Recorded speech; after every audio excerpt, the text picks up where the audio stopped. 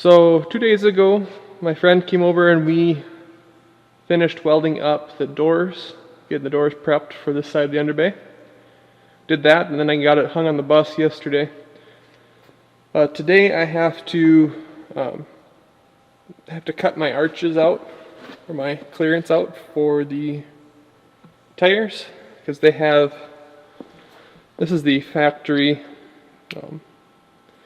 be kind of like a fender flare that crimps onto the outside of the bus. We'll just put those back on, but I had to basically get the skirt mounted in its final spot before I could cut that piece off.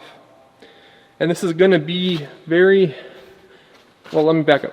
This has to be done very carefully, because you do not want to weld or plasma cut, in my case, right next to a inflated tire without proper safety considerations. Tires are prone to explode if they have a big piece of welding slag or hot metal land on them. Truck tires are inflated to like 120 psi normally, so it's basically like a small bomb right beside you. So I have a fiberglass fire blanket that wraps across the tire anywhere where slag is prone to land, and then I just have a piece of cardboard on the floor to reflect or deflect anything that bounces back towards the tire. Plasma cutting isn't as dangerous, I don't think, because it blows all of the melted metal into smaller pieces, not big chunks. But welding, if you were to weld, say like above the wheel well here, that's very dangerous. So, something to keep in mind when you're working on your bus.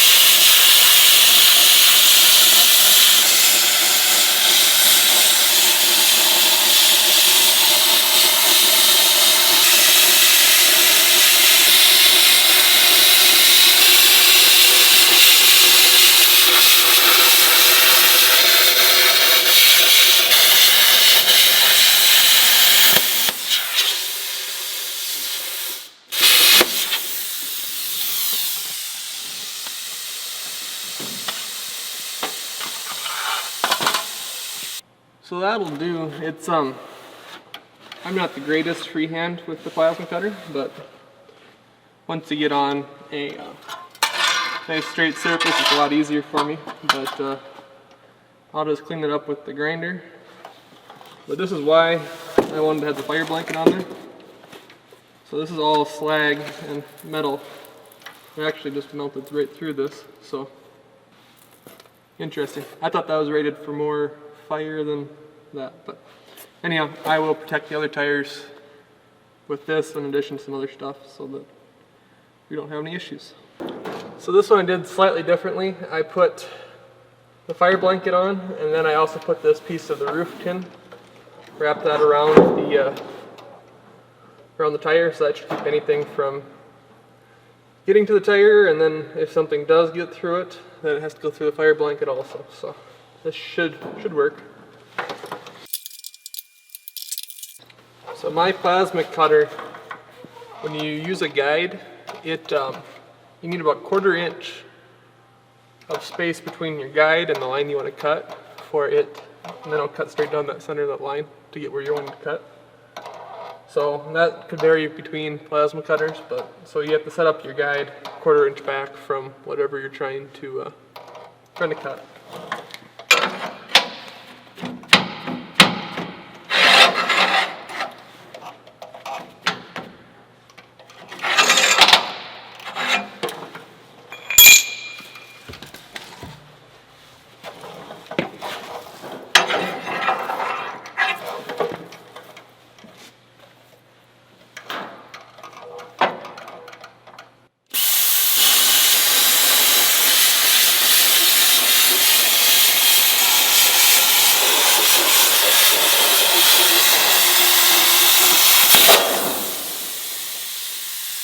So that's 2 down, 2 more to go.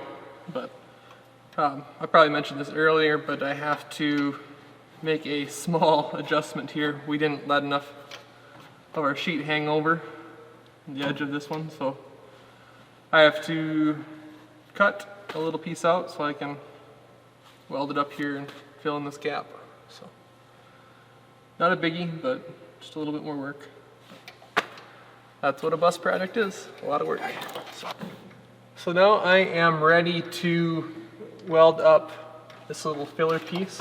What I did is just took a scrap and got it close to the right size, and then I'm going to weld it in and then trace my wheel arch curvature, and then I'll plasma cut that out. But one thing you want to do is make sure you leave a gap between your plates. Don't butt them up tight, otherwise you can't get good weld penetration in between both sheets. So then when you grind it off, it's not a very strong weld. But this little piece is more cosmetic than anything else, but still you want to leave that gap.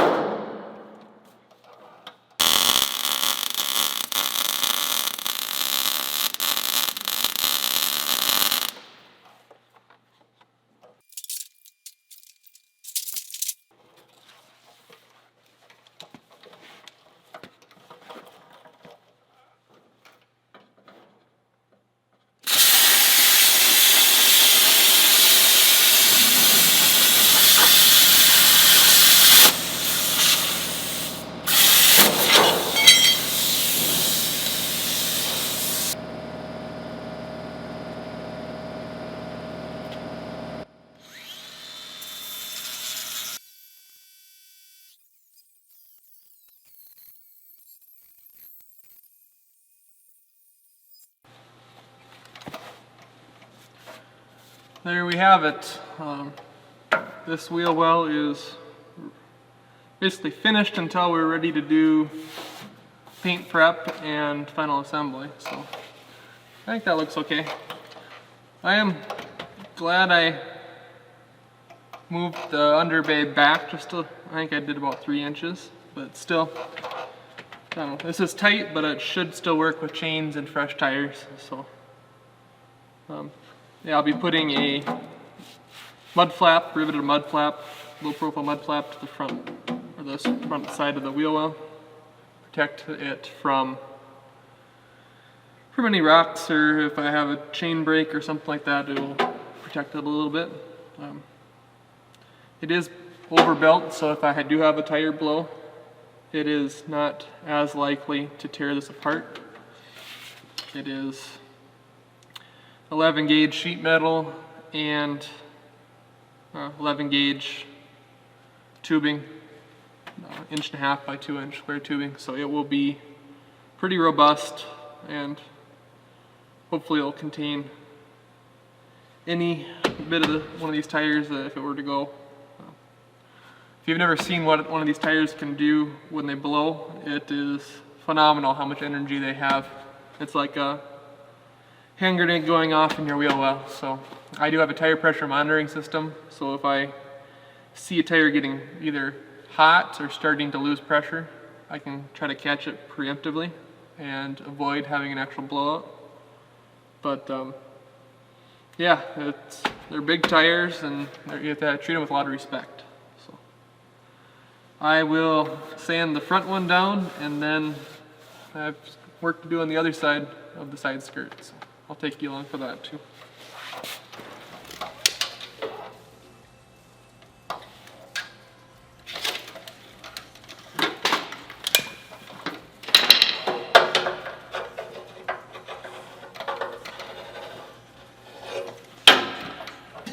So it doesn't hurt to check and just run through your pass before you do it with a plasma cutter.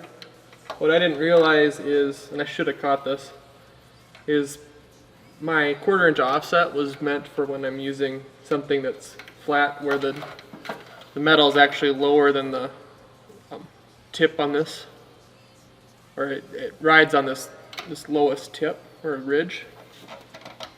This will ride on the edge of the outside diameter here, so I needed to move that guide back further, so I should get a nice clean cut this way.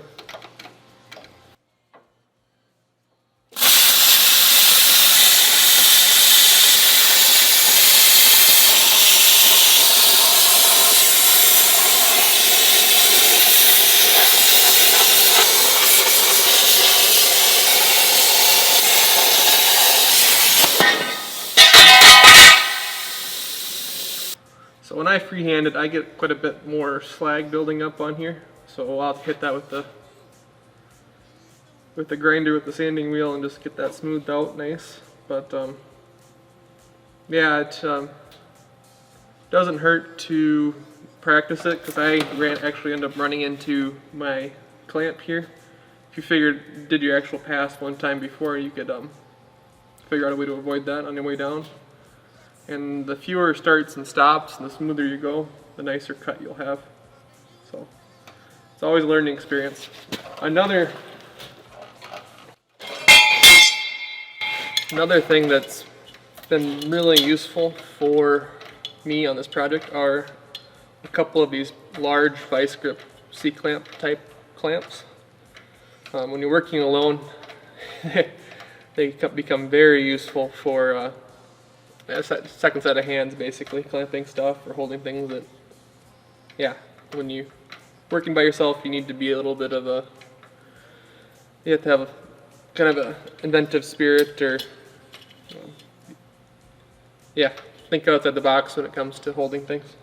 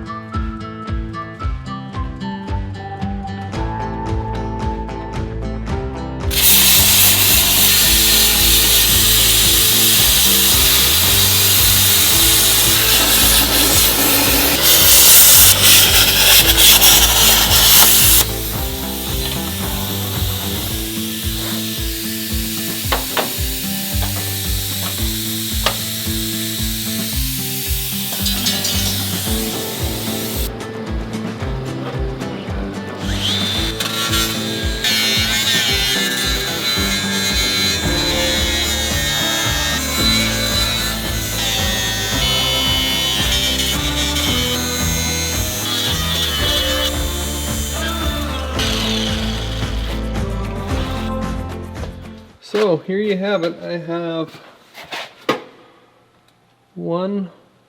they're all done now, so that's the finished product. So I'll have to, there's a mud flap that will sit right back here. It'll be riveted to the underbay. This lip should hide it pretty well. Yeah, then that wheel, the fender flare basically, that will go along there, and it will go down as far as it goes, and then that'll stop. I'll probably eventually put a different wheel well arch on here, but I'm just going with the factory ones for now. It's simpler. So yeah, starting to look like a finished product.